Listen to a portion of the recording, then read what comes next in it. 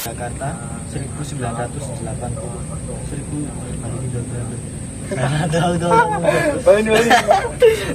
salah tahu tuh.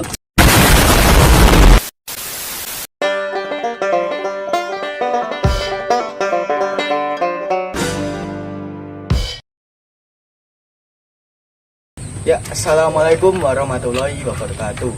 Kembali lagi di podcast kami bersama dengan Andi Kurniawan dan saya adalah Ridho Hafiz Nugroho. Di sini kami akan membahas tentang pahlawan yang berjasa dalam agama Islam di Indonesia. Nah, menurut Anda siapa saja sih pahlawan itu? Ya, salah satunya ada Pangeran Diponegoro, Ya. Ibu Umar, Kiai Haji Ahmad Dahlan, dan AOS Cokro Aminoto. Jadi saya akan melanjutkan, ada juga Kiai Haji Hasyim Al-Asy'ari, kemudian ada Buya Hamka, Gus Dur, dan juga Baharudin Yusuf Habibie. Nah, untuk pertama boleh saya minta cerita dari Anda tentang Pangeran Diponegoro? Ya, biografi dari Pangeran Diponegoro sendiri yaitu beliau adalah putra sulung dari Sultan Hamengkubuwono III. Ya. Beliau memiliki nama kecil Bendara Raden Mas Antarwiryo. Beliau lahir pada November 1785 di Yogyakarta. Beliau orang yang amat soleh. Awal perjuangan dan akhir perjuangannya yaitu penyebab terjadinya perang di Diponegoro adalah karena beliau menolak pengangkatan yang dilakukan oleh Presiden Belanda. Hingga Belanda memasang patek di tanah milik Diponegoro. Beliau muak karena Belanda tidak menghargai adat istiadat setempat. Maka beliau menentang Belanda secara terbuka. Kemudian beliau mengorbankan perlawanannya. Perang Sabil yang membuat ya. beberapa tokoh ikut dalam semangat perlawanan ini. Kubu Pangeran Diponegoro menang dalam pertempuran dari tahun 1825 hingga 1826. Karena itu Belanda menggelar berbagai siasat untuk menghentikan perlawanan Pangeran Diponegoro dengan alasan perundingan. Akhirnya beliau ditangkap. Nah, itu salah satu dari beberapa pahlawan. Oh iya. Jadi untuk selanjutnya, apakah Anda punya materi untuk tokoh yang selanjutnya? Masih ada untuk Teuku Umar. Oh, Teuku Umar. Ya, boleh Anda ceritakan? Biografi Teuku Umar itu beliau lahir di Naulaban, Aceh Barat pada tahun 1854. Ya. Beliau ikut serta dalam perjuangan bersama pejuang-pejuang Aceh lainnya ketika perang Aceh meletus walaupun baru berusia 19 tahun. Wah, masih muda muda ya? Beliau mempunyai 3 istri, salah satunya adalah Cut Nyak Din yang saat itu adalah seorang janda karena mantan suaminya meninggal dalam perang melawan Belanda. Oh, jadi mereka akan balas dendam gitu? Ya, bisa jadi seperti itu. Oh iya. Karena alasan itulah mereka kemudian berjuang bersama melawan Belanda. Oh iya. Teuku Umar melancarkan strategi yaitu dengan berpura-pura menjadi antek-antek Belanda hingga akhirnya masuk dinas militer Belanda karena siasatnya tersebut. Kemudian keberhasilannya adalah ketika berhasil membunuh semua tentara Belanda yang berangkat dengan kapal Bangkulen. Siasat selanjutnya dari beliau yaitu mengatur rencana penyerangan terhadap Belanda yang berada di Tangsi Mailabuan. Tapi itu gagal ya? Ya, gagal itu. Namun Belanda mengetahui rencana tersebut sehingga pasukan Teuku Umar terkepung. Akhirnya beliau gugur sebagai seorang syuhada. Iya, gugur sebagai seorang syuhada. Dan selanjutnya untuk HOS Cokro Aminoto. Ya, masih ada ini. HOS Cokro Aminoto yaitu lahir di Ponorogo pada Agustus 1882. Ya. Ketika berumur 20 tahun, beliau bergabung dengan organisasi Sarekat Islam sebagai pimpinan Sarekat Islam. Beliau dikenal dengan kebijaksanaannya yang tegas namun bersahaja. Beliau juga disegani karena kemampuan berdagangnya. Oh, ya. Perjuangannya bermula ketika terjadinya perpecahan yang menjadikan dua kubu, yaitu yang disebabkan karena masuknya infiltrasi komunisme yang memaksa beliau untuk bertindak lebih hati-hati kala itu. Pada tahun 1929, Sarekat Islam diusung sebagai Partai Sarekat Islam hingga menjadi peserta pemilu pertama pada 1955. Oh iya. Beliau dikenal sebagai salah satu pahlawan pergerakan nasional yang berbasiskan perdagangan, agama, dan politik nasionalis. Jadi apa yang bisa Anda ambil dari Ya, hikmah yang bisa kita ambil adalah untuk tetap semangat dan memperjuangkan tanah air kita ini. Ya, jadi untuk para anak muda sekarang, kita sekarang sedang dilanda krisis, yaitu adanya HP yang membuat kita tercemar dari berbagai sisi. Maka dari itu, cara untuk menghindarinya adalah dengan meneladani tokoh-tokoh yang menjadi pahlawan kita kali ini. Ya, selanjutnya ada lagi? Ya, ini yang terakhir adalah Kiai Haji Ahmad Dahlan. Beliau lahir di Yogyakarta pada Agustus 1968 dengan nama Muhammad Darwis.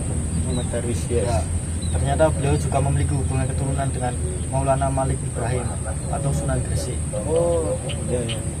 Nah, pada umur 15 tahun beliau pergi haji dan tinggal di Mekah selama 5 tahun dan mulai berinteraksi dengan pemikiran-pemikiran pembaharuan Islam, sehingga ketika pulang beliau mulai dipanggil sebagai Ahmad Dahlan. Oh, ya. Dan kemudian beliau mendirikan Muhammadiyah pada tahun 1912 dengan tujuan agar umat Islam di Indonesia kembali beramal menurut tuntunan Al-Quran dan hadis. Jadi yang mendirikan Muhammadiyah itu Ahmad Dahlan? Ya. Oh gitu, ya. Jadi lanjut. Dan kemudian pada 20 Desember 1912 beliau mengajukan permohonan kepada pemerintah Hindia Belanda agar mendapatkan badan hukum, dan baru dikabulkan 2 tahun kemudian dan hanya berlaku di daerah Yogyakarta sehingga dibatasi. Oh. Namun beliau tetap menyiasatkannya dengan mengajukan cabang Muhammadiyah menggunakan nama lain, sehingga organisasi di masa di luar Jogja ini semakin berkembang hampir di seluruh Indonesia. Dan atas jasa-jasanya, maka pemerintah RI menetapkannya sebagai pahlawan nasional. Oh, jadi begitu ceritanya. Ya. Jadi sepertinya udah giliran saya untuk menceritakan, yaitu tentang Kiai Haji Muhammad Hasyim Al-Asy'ari.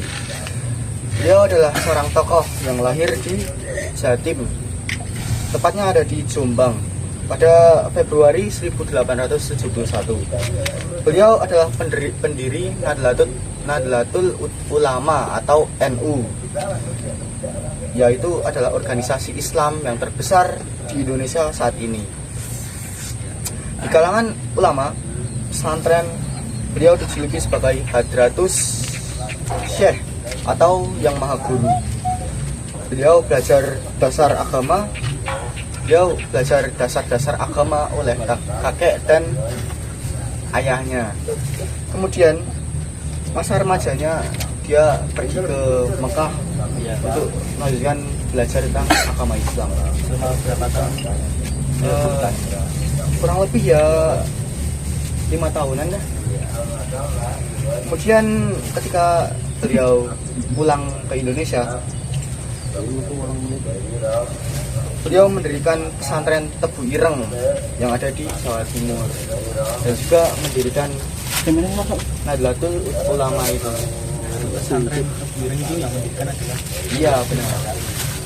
Dan hingga sekarang jasa beliau masih terkenang dari itu. Selanjutnya juga ada tentang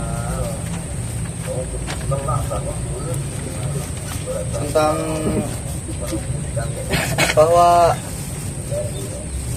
Syekh Hasyim Al-Asy'ari itu dia juga mengumumkan resolusi jihad.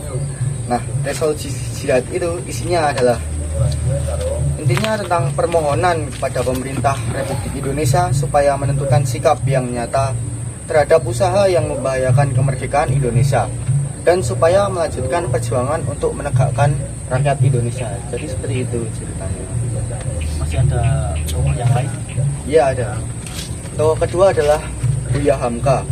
Nama aslinya adalah Profesor Dr. Haji Abdul Malik Karim Amrullah dengan gelarnya Datuk Indomo. Dan Buya Hamka adalah nama penanya. Ya begitu. Beliau lahir di Sumatera Barat pada Februari tahun 1908. Beliau adalah ulama dan sastrawan terkenal di Indonesia. Beliau terjun dalam politik melalui Masyumi, menjabat sebagai Ketua Majelis Ulama Indonesia atau MUI, dan beliau memiliki karya seperti buku Tenggelamnya Kapal Van der Wijk dan Di Bawah Lindungan Ka'bah. Ya. Perjuangan beliau adalah pertama, beliau bergerilya bersama DPNK untuk menggalang persatuan untuk menentang Belanda. Hamka mengundurkan kerjaannya di Departemen Agama demi terjun di dunia politik. Beliau juga terlibat dalam perumusan dasar negara, juga menerbitkan majalah Panji Masyarakat yang berumur pendek, hingga dituduh melakukan gerakan subversif hingga ditahan. Namun pada masa Soeharto beliau dibebaskan dan melanjutkan kegiatan seperti ceramah dan lain-lain. Ada tokoh yang lain. Ya tentu ada. Tokoh yang ketiga adalah Kiai Haji Abdurrahman Wahid atau sering kita kenal sebagai Gus Dur. Beliau adalah presiden keempat kita yang menjabat selama 3 tahun. Beliau lahir di Jombang, Jawa Timur tahun 1940. Beliau merupakan putra dari Kiai Haji Hasyim Al-Asy'ari. Iya. Beliau pernah belajar studi Islam di Universitas Al-Azhar dan pendidikan di Universitas Leiden, Belanda, atau di Kairo, Mesir. Beliau melakukan reformasi, yaitu membubarkan Departemen Sosial, menyatukan TNI dan Polri menjadi Kesatuan ABRI, berjaya dalam menciptakan perdamaian dengan Irian Jaya. Selain itu, beliau juga menjadikan tahun baru Imlek jadi hari libur yang opsional. Namun beliau menderita banyak penyakit sehingga beliau wafat. Seperti itu. Tokoh yang terakhir ini adalah yang terakhir ini adalah Baharudin Yusuf Habibie yang kita masih ada tempat lain sebagai presiden ketiga kita. Beliau lahir di Prepare, Sulawesi Selatan pada Juni 1936. Beliau adalah presiden yang ketiga setelah Soeharto.